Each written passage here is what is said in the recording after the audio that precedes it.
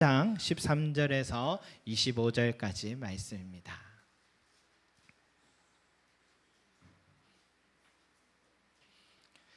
찾으신 줄 알고 제가 한 절, 여러분 한 절 서로 교독하겠습니다. 빌라도가 대제사장들과 관리들과 백성을 불러 모으고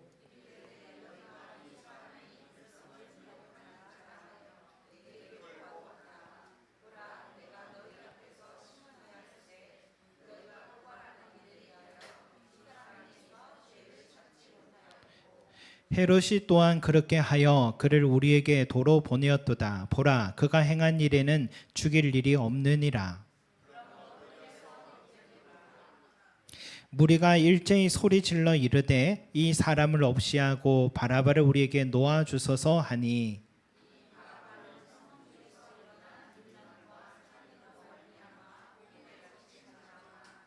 빌라도는 예수를 놓고자 하여 다시 그들에게 말하되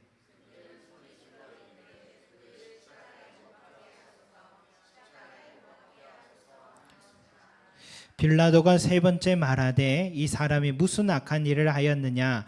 나는 그에게서 죽일 죄를 찾지 못하였나니 때려서 놓으리라 하니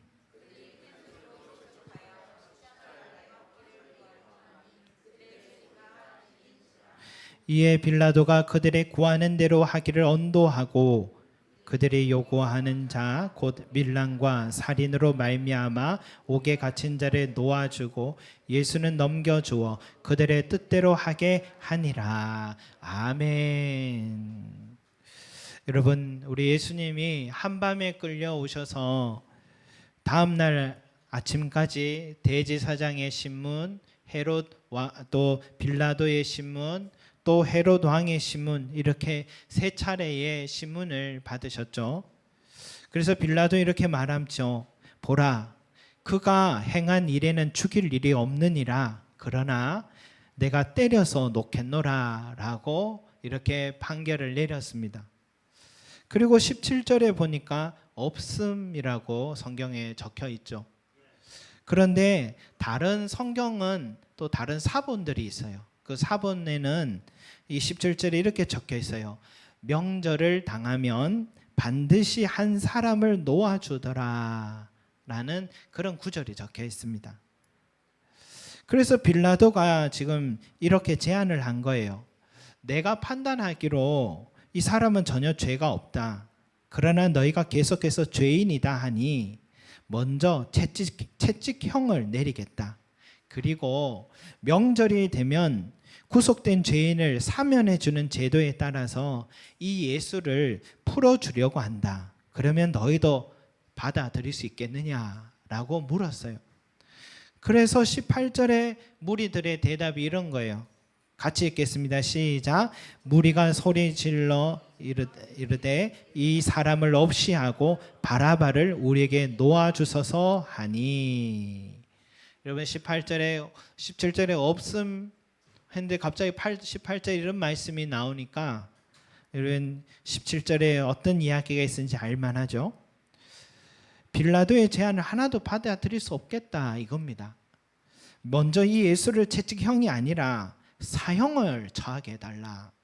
그리고 명절에 죄수한 사람 풀어주면 주는 이 사면에는 바라바에게 그거 사면권을 허락해서 풀어주시오라고 지금 요청하는 것입니다. 여러분 빌라도는 깜짝 놀랐습니다. 왜 여기에서 바라바가 왜 나오냐 이거죠.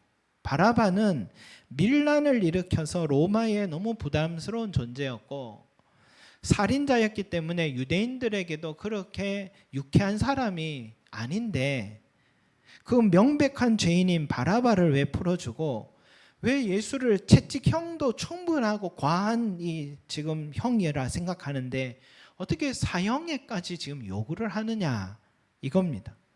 빌라도는 혹 하나 떼려고 했다가 혹 하나 더 붙여버린 그런 격이 된 거죠.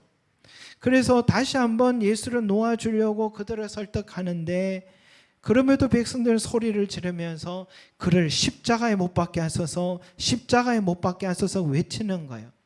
그래서 빌라도는 세 번째 다시 예수를 변호하며 이 사람이 무슨 악한 일을 했느냐, 나는 그에서 죽일 죄를 찾지 못하였나니 때려서 놓으리라 라고 했지만 백성들은 더 큰 소리로 그를 십자가에 못 박게 하소서라고 외쳐서 결국 백성들의 외치는 소리가 빌라도의 판결을 뒤집어 버리는 그런 결과에 이르게 된 것입니다. 여러분, 복음서는 그때 현장을 있는 그대로 지금 기록하고 나타내고 있죠. 빌라도는 예수님의 무죄함을 지금 선언했고 유대 지도자와 무리들의 체면을 봐서 그저 채찍형이라도 집행하고 풀어주려고 했는데 이 유대 지도자들과 무리들이 거친 외침 때문에 결국 채찍형도 맞고 십자가형을 당하게 죽게 했다라고 기록하고 있습니다. 그러니까 예수님을 끝까지 죽게 한 자들은 빌라도가 아니라 유대인들이었다라는 것을 기록하고 있습니다. 그리고 마태복음에도 이때 빌라도는 어떻게 하냐면 물을 가져와라. 그러면서 물에 그 손을 자기 손을 씻으면서 이런 얘기해요. 이 사람의 죽음에 대해 나는 무죄하니까 너희가 당해라 라고 하니 그 백성들이 그의 피를 우리와 우리 자손들에게 돌릴지어다 라고 참 정신없는 소리들을 막 하고 있는 거예요. 여러분, 이 죽음의 이 전적인 책임도 빌라도가 아니라 유대인들이 지겠다라고 자기들이 선언한 거예요. 맹세한 겁니다, 여러분. 그러니까 예수님의 죽게 한 책임은 누구에게 있다? 유대인들에게 있다라고 볼 수 있죠. 그런데 이 누가복음의 기자는 유대 지도자들과 백성들에게만 책임이 있다고만 말하는 뉘앙스가 아닙니다. 읽어보니 빌라도가 얼마나 비겁한 사람이었는가도 그대로 고발하고 있죠. 우리 24절, 25절 한번 같이 한번 읽어보겠습니다. 시작. 빌라도가 그들이 구하는 대로 하기를 언도하고 그들이 요구하는 자 곧 빌람과 살인으로 말미암아 옥에 갇힌 자를 놓아주고 예수는 넘겨주어 그들의 뜻대로 하게 하니라. 아멘. 여러분, 물론 이렇게 죽고자 달려드는데 이길 사람이 누가 있겠습니까? 가만히 두면 이 사소한 일 때문에 밀란까지 일어날 참인데, 그럼에도 이 성경 기자는요, 이 책임이 빌라도에게 있다라고 말하고 있습니다. 성경 기자는 명백히 빌라도가 법을 어겼다라고 지금 말하고 있는 거예요. 그대로 기록한 이유가 거기에 있는 거예요. 로마는요, 법치 국가입니다. 법에 의해서 모든 게 움직이는 그런 국가죠. 판결도 무죄임이 증명되었는데도 불구하고 그 무죄한 자에게 채찍형을 선언한 것도 이미 불법이죠. 또 자기는 죄가 없다고 손을 씻었다지만 어디 손 씻는다고 죄가 사라지는 것은 아니잖아요. 그는 분명히 유대인들의 뜻이 무엇인지 알면서도 사형 선고를 할 수도 또 하지 않을 수 있는 자신의 권리를 스스로 유대인들이 넘겨줘 버린 거죠. 그래서 2000년이 지났지만 모든 교회들은, 우리도 했지만 늘 예배 때마다 신앙 고백에서 뭐라 합니까? 본디오 빌라도에게 고난을 받으사 십자가에 못 박혀 죽으시고 라고, 그 최종적 책임이 본디오 빌라도에게 있었음을 교회의 역사는 그대로 인정하고 있는 것입니다. 여러분이 빌라도의 모습을 보면서 무엇을 느낍니까? 우리도 살아가면서 무엇이 옳은 것인지 알고 있지만 나에게 이 손해가 올까 봐서 내 안위를 위해서 불의를 보고도 침묵하거나 외면하는 사람들이 있죠. 진리를 알면서도 거짓을 선택합니다. 거기에는 여러 가지 이해관계가 얽혀 있기 때문일 것입니다. 최근에 나라의 일에도 일본에서 오염수를 방류하려고 하는데도 오히려 동조하고 외국의 박사를 데려와 금을 나는 마셔도 된다라는 발언까지 한 그 현장. 그러니까 다른 나라 외교관이 이렇게 얘기해요. 그렇게 안전한 물이면 일본 자국의 공업용이나 농업용으로 사용하면 되지 않겠냐 하니까 모두 아무 말 못하고 있습니다. 우리가 가장 가까운 나라고 가장 큰 피해를 입을 나라인데도 우리 정부는 국제기구에서 인정했다고만 하며 침묵하는 걸 볼 때 안타까움이 있죠. 최근에 우리나라와 일본의 관계가 회복하려고 하는데 괜히 이런 문제로 틀어질까 봐 관계의 안정을 위해 할 말도 못하고 있는 것 같습니다. 저는 지금 대통령이 사법고시 구수까지 해서 대통령까지 된 분으로 인간 승리하신 분이라는 생각이 들어 다른 건 몰라도 뚝심 하나는 있는 분이다 하는 생각을 늘 합니다. 리더자에게 정말 중요한 성품인데 많은 말들 속에서 흔들리지 않고 자기 길을 갈 줄 아는 건 너무 중요한데 그게 자국에서만이 아니라 국제사회에서도 그 뚝심을 한번 보여주면 좋겠다 그런 생각이 들어요. 그러다 미움받아 탄핵되셔도 늘 우리 마음에 오래 기억되는 대통령이 되지 않을까. 저 사람은 그래도 옳은 일을 위해 자기의 자리를 내려놓을 줄 아는 사람이다. 존경받을 것 같습니다. 정치 이야기 여기까지만 하겠습니다. 이 교단에서도 마찬가지인데 우리나라에서요 장로교가 가장 큰데 그 장로교 안에도 통합측과 합동측이 규모가 가장 커요. 둘 다 한 10,000개씩 교회가 있어요. 그죠? 그런데 이 장로교 통합측에서 가장 큰 교회에서 가장 큰 교회가 그 중에서 아들에게 세습하고 싶어서 세습이 법적으로 안 되니까 교회 합병은 가능하다는 이 법을 이용해 아들 목사를 어느 장소에 교회를 개척하게 만들고 그 교회와 그 큰 교회가 합병하게 하는 방식으로 세습을 한 거죠. 이건 누가 봐도 불법이잖아요. 그런데 그 문제는 그 통합측 교단 재판국에서 합법적 승계라고 결론을 내린 거죠. 그로 인해서 한 역사학 교수자, 목회자가 그날 판결이 난 날에 자신은 장로교 통합측은 죽었다며 자신의 목사 자격증을 반납한 일도 있었습니다. 최근에 우리 교단, 우리 합동측 교단에도 가장 크고 자랑스러운 교회가 있는데 그 교회 목사님의 아들이 그 교회 근처 2km 떨어진 곳에 아들이 최근에 개척을 했대요. 개척 창립 예배에 아까 전에 다른 통합측의 합병으로 세습한 그 교회 담임 목사님이 와서 축사를 하는 거예요. 어떻게 이리도 대범해지고 있는 것일까? 옳은 것이 무엇인지 알지만 내 안위를 위해, 내 욕망을 위해 이러한 결정을 내리는 현실의 역사를 또 역사는 다 기억하고 하나님은 다 기억한다는 것이죠. 여러분, 우리도 자유로울 사람은 없죠. 우리도 많은 이해관계가 엮여 있고 많은 것을 소유한 자리에 앉게 되면 나도 모르게 내 욕심을 더 추구하고 싶은 유혹에 빠지고 맙니다. 그럴 일은 없겠지만 저희 교회도 만약 크게 성장하고 많은 권위가 목회자인 저에게 주어졌다면 저에게도 그런 유혹이 많이 찾아올 것 같아요. 결국은 자기와의 싸움인 것 같습니다. 진리를 택할 것인가, 내 안위를 택할 것인가. 이런 빌라도는 그때 그 일이 사소한 일이다 생각했어요. 나중에 이렇게 자기가 역사 속에 이렇게 기록되고 될 줄 알았더라면 그는 그날에 신중하게 생각을 했을 것 같습니다. 여러분, 똑같은 로마 장교였지만 고넬료는 어땠습니까? 처음으로 유대교로 개종을 했어요. 여러분, 유대교로 개종하는 것도 보통 일이 아니에요. 한 나라가 다른 나라를 식민지로 당시에 삼을 때나 전쟁을 할 때는 어떤 거냐면 신과 신의 싸움이에요. 그런데 로마가 이스라엘을 정복했다는 것은 로마의 신이 이스라엘의 여호와 신을 이겼다는 뜻인데, 근데 로마 장교가 유대교로 여호와 하나님을 믿기로 결심하고 개종했다? 이거는 보통 결정이 아닌 거죠.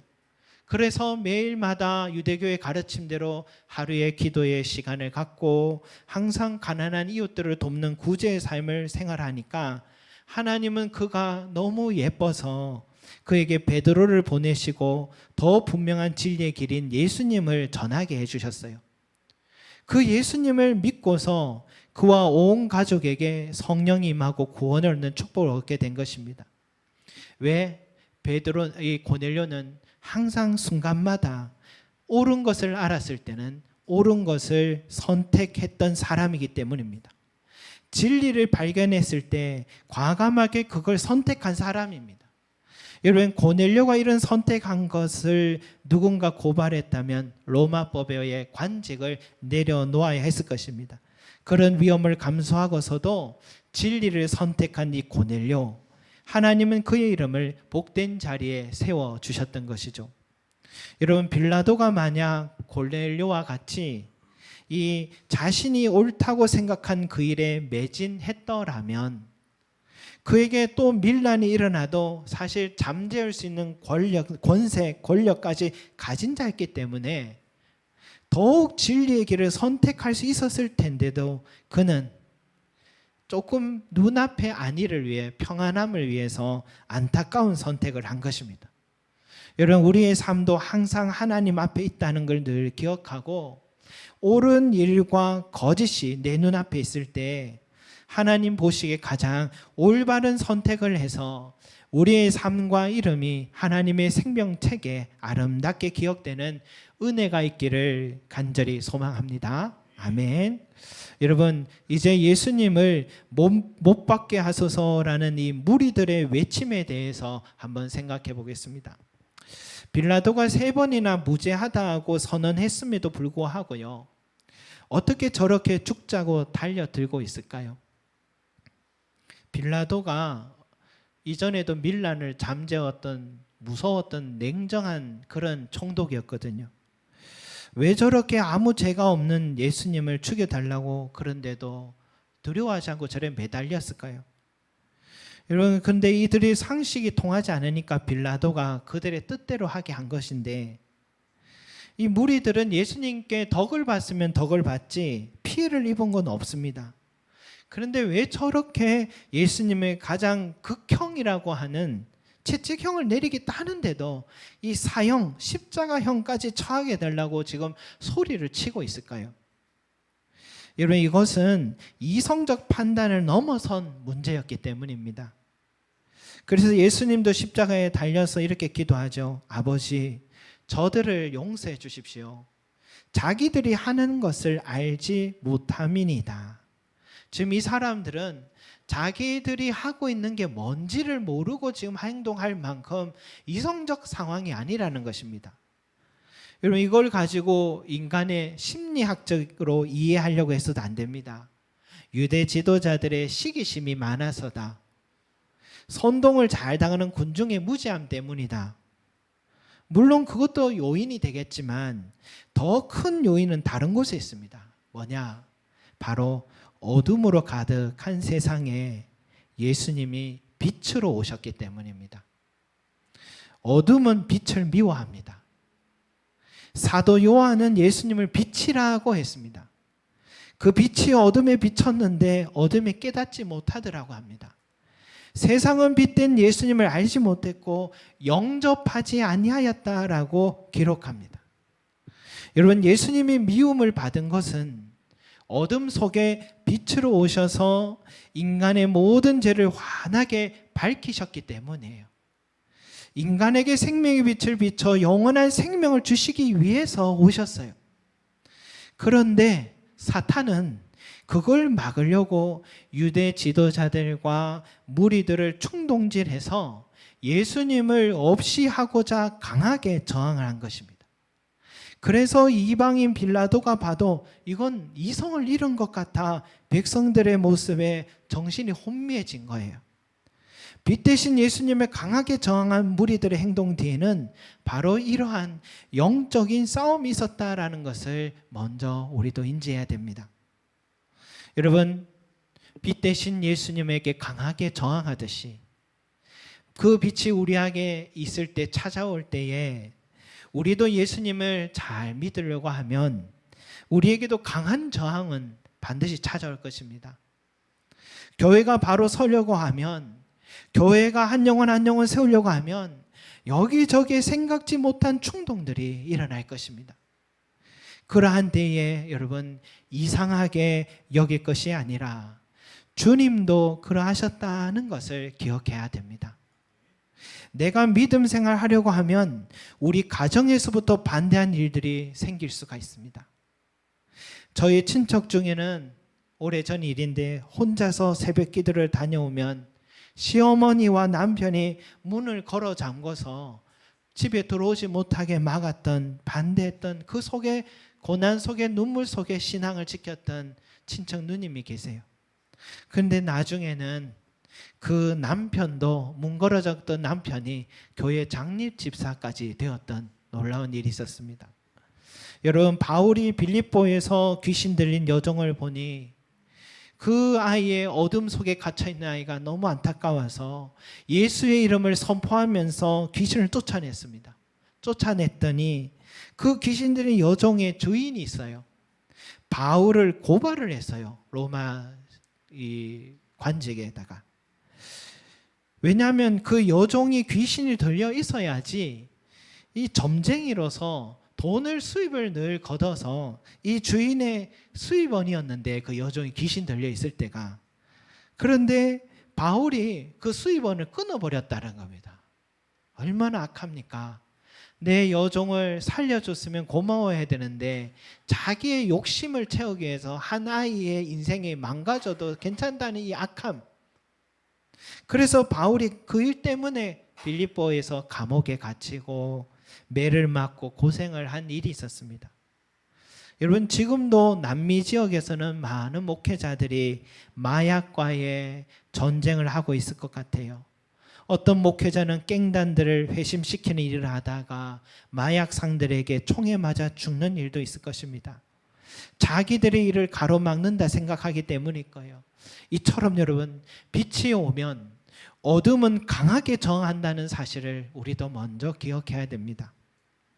여러분, 우리 교회가 이 땅에 세워진 이유가 뭡니까? 여기 표에 그 목표가 있잖아요. 우리는 세상으로부터 부름받은 하나님의 백성입니다. 우리는 세상으로부터 부름받은 하나님 백성입니다. 뭔 말입니까? 우리도 어둠 속에 살다가 주님의 놀라운 은혜를 받아 빛에 거하는 축복을 얻었잖아요. 예수님 우리 안에 거하게 됐어요. 이제는 우리가 진리 가운데 거하고 주님의 가르침 속에 주님의 삶에 본받는 그리스도의 제자가 되는, 바로 그것이 우리 교회의 첫 번째 이유인 것이죠. 그 다음은 뭡니까? 또한 세상으로 보냄받은 그리스도의 제자입니다. 세상으로 보냄받은 그리스도의 제자입니다 라고 하잖아요. 뭔 말입니까? 우리는 내가 구원받았다고 만족하고 이제 나의 목표는 권사가 되는 거요, 안수집사가 되고 장로가 되는 것이 내 교회 생활의 목표가 되는 것, 여기에 내 교회의, 내 신앙의 삶을 연연하고 있다면 그러면 안 되는 거예요. 그게 아니라는 겁니다. 그렇게 주님 하다가 주님 앞에 서면 우리는 주님께 부끄러운 꾸지람을 듣게 되는 것입니다. 우리가 앞으로 해야 할 일은 뭡니까? 이 지역 공동체를 향하여서 빛 대신 예수님을 전하는 것입니다. 진리 대신 예수님을 저들의 삶 속에 전파하면서 한 영혼 한 영혼을 주님의 품 안으로 인도하는 사역을 해야 됩니다. 그래서 우리는 세상으로 보냄받은 그리스도의 제자인 것입니다. 이것이 우리 교회가 세워진 최종적인 목표요, 우리 그리스도인들이 주신 사명인 것입니다. 여러분, 우리는 빛 대신 예수님을 증거하는 증인의 공동체임을 잊지 마시기 바랍니다. 여러분, 나중에 천국에 가셨을 때 우리 주님이 여러분을 이렇게 묻습니다. 너는 어떻게 한평생을 그리스도인으로 살면서 너 자신 말고는 그 누구도 한 영혼도 전도하지 못했느냐? 너 어느 교회 다녔느냐? 라고 여러분 물으실 때, 예수님, 저는 그거 모르고 살았습니다. 제가 다녔던 교회는 송림 제자교회인데 임태강 목사님이 저에게 그런 말을 해준 적이 없습니다. 제가 알았다면 제가 이렇게 살았겠습니까? 라고 말하지 마시기 바랍니다. 2023년 6월 11일 분명히 말씀드렸습니다. 여러분, 우리의 사명은요, 빛 대신 예수님을 증거하는 것이다 라고 말씀드립니다. 못 들은 척 하지 마시기 바랍니다. 그런데 여러분, 우리가 빛 대신 예수님을 저 세상에 나가서 증거하려고 하면 강한 저항을 느낄 겁니다. 어쩌면 가장 큰 저항은 누구냐? 바로 나 자신입니다. 예수님을 전해야 된다는 건 알긴 아는데 선뜻 자신이 없어요. 내가 밖에 나가서 복음을 전하면 저 사람들이 나를 어떻게 볼까? 내가 전한다고 해서 누가 오기나 할까? 왜 조용히 주일 예배만 드리면 되지 자꾸만 이런 부담을 주는 걸까? 교회 옮겨버릴까? 별의별 생각에 내 마음속에부터 진동이 일어날 것 같아요. 이번 주에 저희 제자반의 주제가 증인에 대한 것인데 그 이야기를 하면서 우리는 무엇을 해야 될까요? 하고 의논을 나누는데 결론이 목사님이 노래를 잘하시니까 기타를 들고 밖에서 노래를 부르시라는 겁니다. 저는 생각만 해도 내가 누군가 앞에 나가서 노래를 부른다 자신이 없었어요. 교회에서나 이렇게 하지 나가서 자신이 없었어요. 그래서 제가 다른 방법을 생각해 보자고 했습니다. 물론 거리에서 찬양하는 것도 중요한 방법이 될 겁니다. 여러분, 방법이 어떠하든 우리에게 있는 가장 중요한 사명은요, 우리 교회가 이 땅에 세워진 가장 큰 목적은 어둠 속에서 헤매고 있는 많은 영혼들에게 다가가서 빛 대신 예수님을 증거하는 것인 줄 믿으시기 바랍니다. 그러다 보면 저 무리들과 같이 강한 저항을 경험할 거예요. 우리도 세상에 나가면 강한 저항을 경험할 거예요. 너나 잘 믿으시오 하며 문정박대 당할 거예요. 무시하고 조롱하는 소리 듣게 될 거예요. 저 교회는 어느 교회야? 듣지도 보지도 못한 교회가 여기서 왜 저래? 하면서 여러 가지 말들을 들으면서 자존심도 상하고 정말 내가 여기서 꼭 이래야 되나 자괴감도 들 거예요. 그러나 여러분, 그것이 당연한 일이라고 생각해야 될 줄 믿습니다. 왜냐? 주님도 그렇게 강하게 거부 반응을 겪으셨기 때문입니다. 그럼에도 주님은 끝까지 그 영혼들을 끌어안고 한 영혼이라도 더 살리기 위해 기꺼이 고통당하고 순환당하고 모욕당하고 마지막에는 십자가 위에서, 여러분 실제 십자가 위에서 우리가 보면 예수님이 뭐 하나는 입고 계시잖아요.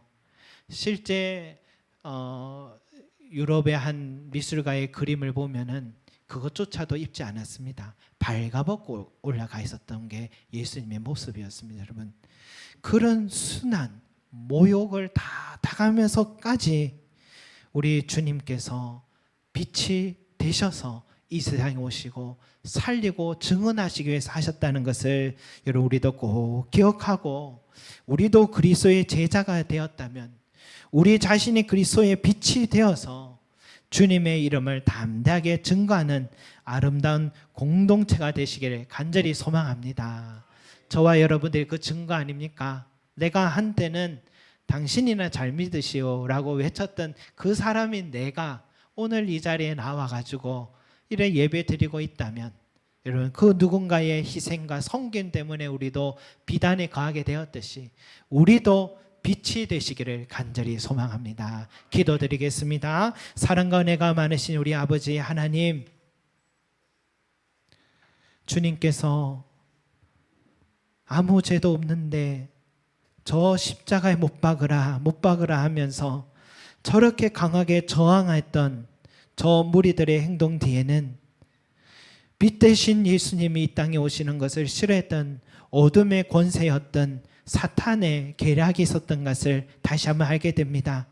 그들은 자기가 이 세상을 장악하고 세상 사람들이 더 어둠 속에 살아가다 생명을 잃고 사망 속에 걸어가게 하고자 한 자기의 계획이 틀어질 것 같으니 빛 대신 예수님을 강하게 저항하고 막으려고 하였습니다. 주여, 우리도 주님의 빛을 받은 자로서 생명을 얻은 자로서 이 세상에 나가 전파하고 세상을 향하여 외칠 때에 주여 우리에게도 찾아오는 강한 저항이 있을 것입니다. 그 저항은 나 자신에서부터 시작할 것입니다. 주여 또한 내 가까운 사람이 시작되며 한 번도 나를 알지 못하는 사람들이 나를 조롱할 수도 있습니다. 그럼에도 불구하고 그 모든 고난과 수욕과 모욕을 당하면서까지 빛이 되고자 하셨던 예수님을 우리도 본받게 하여 주셔서 한 영혼이라도 살리고자 한 주님의 사명을 우리가 받은 자로서 주님께 영광 돌리고 이 사명 감당하며 주님 앞에 설 수 있는 우리들이 되게 도와주시옵소서. 감사드리며 예수 그리스도 이름으로 기도드립니다. 아멘.